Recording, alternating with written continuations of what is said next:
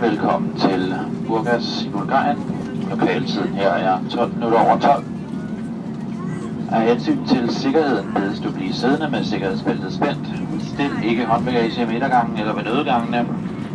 Når skiltet med sikkerhedsbæltet er slukket, må du rejse dig, og på det tidspunkt må du også tænde din mobiltelefon.